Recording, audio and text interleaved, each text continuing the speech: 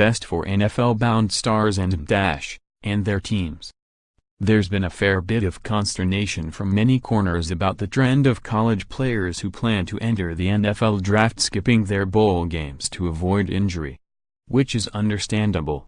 I went to Penn State and have watched a lot of Penn State football and have never seen a player anywhere near as good as Saquon Barkley, and it was nice to watch him one last time in the Fiesta Bowl.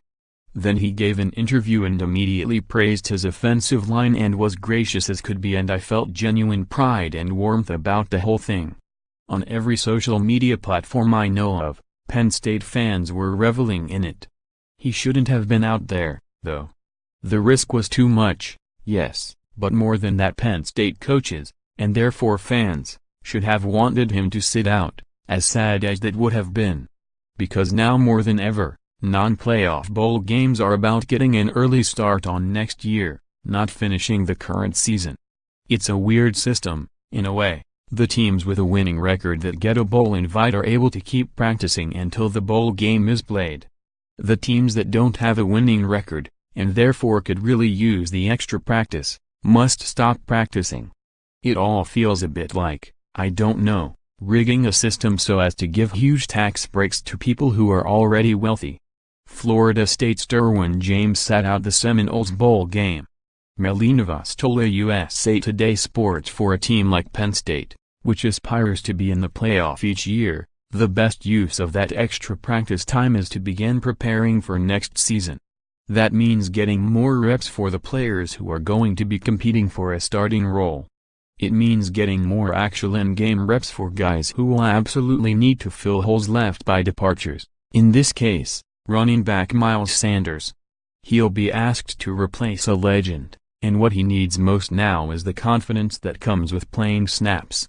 The Nittany Lions will also lose one of the best tight ends in program history, as well as the receiver who set a new mark for most catches in a career. So while having Mike Gesicki and Deshaun Hamilton making big plays was best for fan experience, it does little to prepare their replacements. Yes, it's only one game. But college rosters are made up of guys who wait years for a chance to play and only end up starting 10 or 20 games. The chance to actually play meaningful football is always significant. Josh Rosen, as Josh Rosen is wont to do, gave a wonderful response when asked about this issue, explaining that every player should be allowed to make their own decision. But it certainly seems like the trend is heading downhill and it will become more and more normal.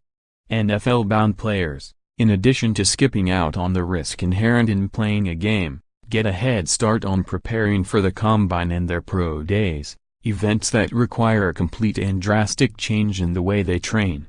We tend to take a sentimental, unevolved approach to college athletics, so many fans are still completely fine with everybody getting rich while the players receive only a scholarship they may or may not be able to take advantage of. So sentiment will probably stick with hoping guys show loyalty and put the team first. The truth is, though, that a program is better off moving on quickly and figuring out who's next and how to use him.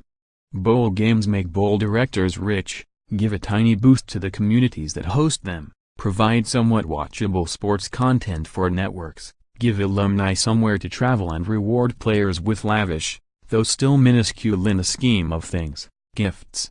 Ultimately, though, they should be treated like a few weeks of pre-spring practice with an actual game at the end. More, UCF mercilessly trolls college football playoff after perfect season. Watch Stephen A. Smith lose his mind over John Gruden report. Hilarious Google glitch made LaVar Ball, the founder of the NBA. Ryan Russell opened up on his abrupt exit from ESPN Radio. Georgia linebacker yells "Humble yourself" at Baker Mayfield after Rose Bowl win.